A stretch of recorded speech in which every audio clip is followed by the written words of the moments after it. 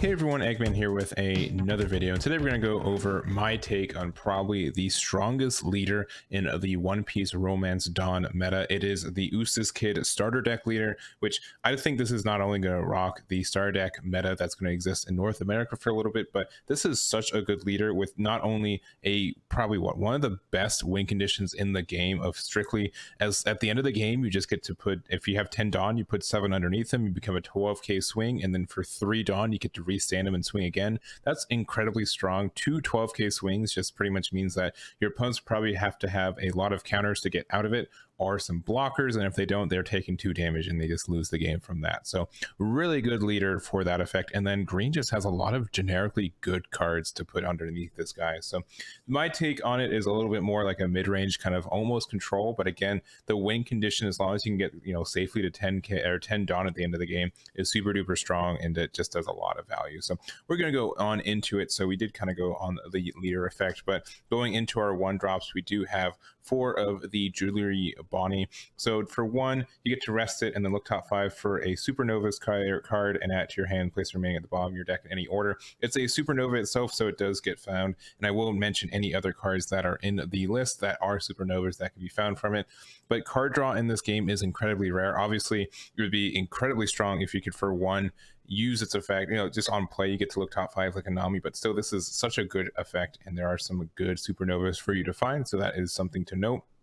One of them is our 1-drop blocker. It is the Capone Gang Beige. It is just a 1-drop blocker boy, and blockers can be really important in this game, so I think it is worth the ad, especially since it's just a quick thing you can put in the deck, and you can, again, like, you're not as afraid of having cards without any counter cost in this deck as many, because you will always have something to do with them with your Eustass Kid leader. So if you just want to start saying, you know what, I'm done playing character cards into this game, and I just want to start swinging with my leader twice per turn, you can totally do that and get rid of your extra cards. So lastly, we have Koziki, which pretty much is the same thing as Bonnie, but it looks up for Wano County cards instead. So I'll be noting the Wano countries it finds itself to, which can be important. And in general, like, we do have some effects from having cards that are rested, so being able to use that to enable those effects is pretty good. So, and some Wano country searching is pretty good.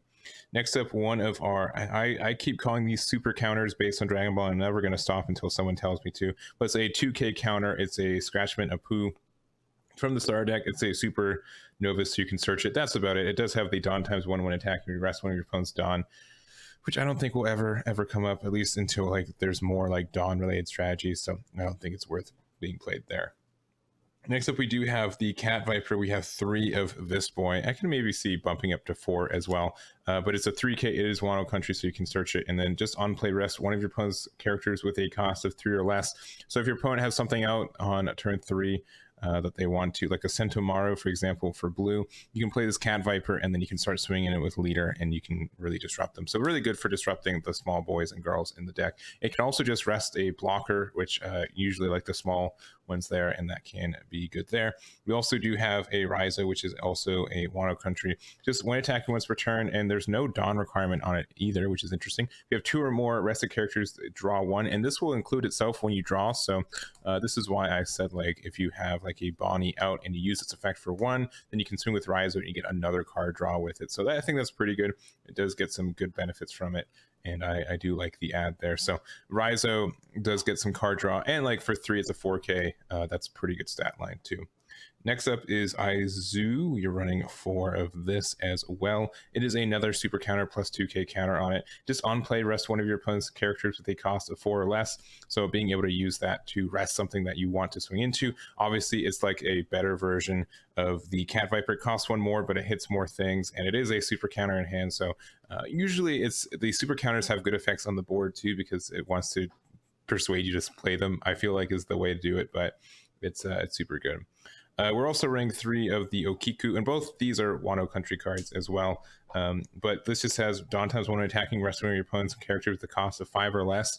So this is just an obnoxious card too, being able to use this effect to rest something that your opponent hasn't swung with, and then use the leader swing afterwards to swing. There's some, and then it's, you know, it's a 5k for 3. It doesn't have any counter cost, which honestly, for a card like this, I'd rather it be a 5k with no counter than a 4k with a counter. It has some really good, like if you play this on curve, your opponent's just going to roll their eyes if they're playing a bunch of weenies. And it's very good against something like Trafalgar Law. When they are trying to do that, they're trying to get their 5 characters out on the board, and a deck like this will just completely shut them down, and they won't be able to get their effects off. We're running 2 colors. I don't know if that's the right number. I've seen some people run 4. I've seen people take it out, so I'm running it 2. It does have the trigger to play this card from security if you hit it, which is it's fine. And just playing it for it's being a 3 cost is really important, as we'll see in a moment, because there are a lot of ways in this deck to play a 3 cost or lower. So being able to use its effect to KO something with a cost of 3 or less is fine.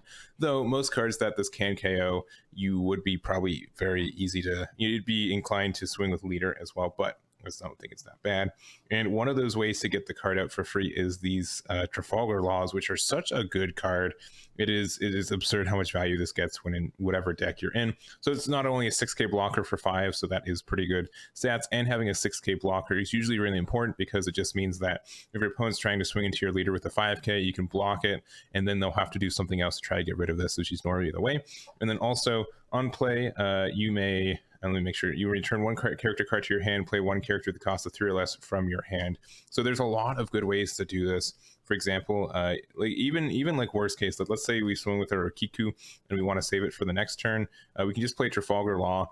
We can put it back in our hand and play it again, which is something nice. Or even like some super like minor combos, like let's say we have like a we play like an Aizu, and then we can bounce it back to her hand afterwards, can get her super counter back, and then we get the killer back. So there's some things that you want to play, and especially like our super counters, such as Aizu, you want back in your hand after you use its effect, just because you want to either be able to use it again, or you want the +2 counter cards in there. This Trafalgar Law is so good at recycling these effects and making them live again in a deck that has a bunch of on plays and a lot of like good combo power back in your hand. It's very, very good. So strong card. I really like it. It's very, very good.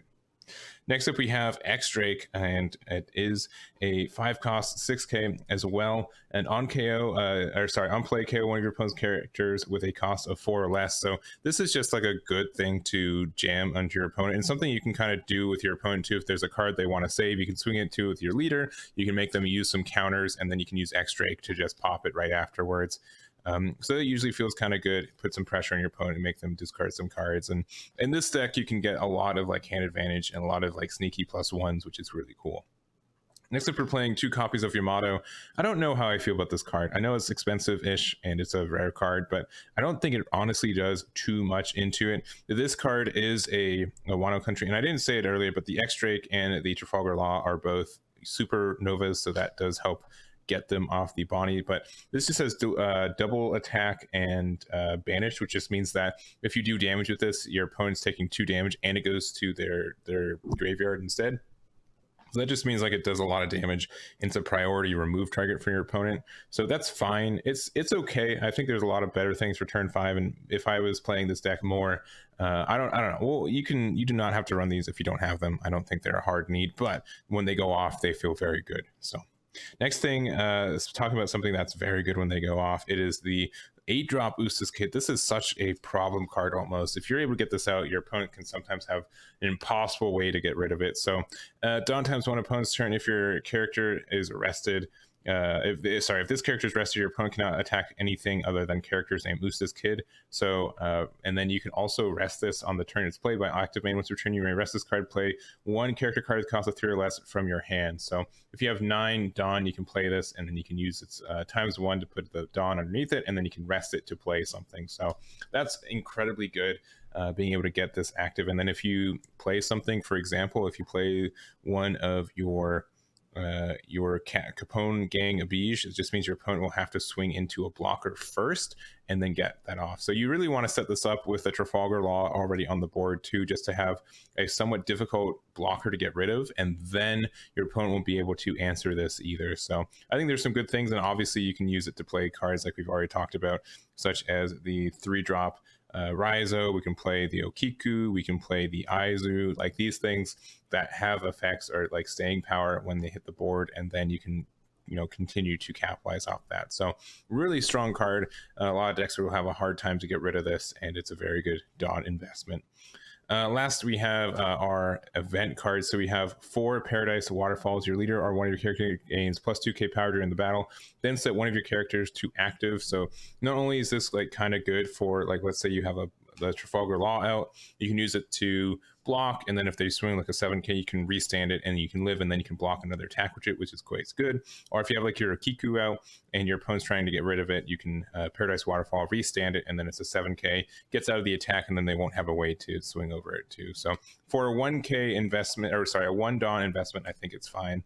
And then lastly, we have the Punk Gibson. I'm running it at 3. You can run it at 4. I just find it sometimes expensive, but it does have the counter you, your leader or one of your characters gains plus 4k duration for the battle. Then rest one of your opponent's characters that cost 4 or less. So if your opponent does have like a wide board that they're swinging in with, you can use this to stop the first attack, and then you can stop a second attack with 2. So it's a good investment there. And that is just the list. It is my version of it. Is more mid-range than just straight aggression, but I think that's kind of just how you work with this. You have a lot of ways to disrupt your opponent from doing what they're doing, especially like Trafalgar Law. Trafalgar Law is such a good matchup for this because you have some ways to get rid of their 1-drops and make it very difficult for them to get up to that 5 characters for them to start doing their swapping mechanics. And I don't know, like, again, like, worst case, you always have your win condition just on the leader by doing these big swings at the end of the game. And a lot of decks will have just a hard time to, get over that. So again, this is my list. I hope you guys enjoyed it. Let me know what next leader you want to go over at One Piece Romance Dawn. I'll make a video for pretty much all of them, but just let me know which one you want next. And that's going to be it for me. So thank you guys so much for watching, and I'll catch you all next time.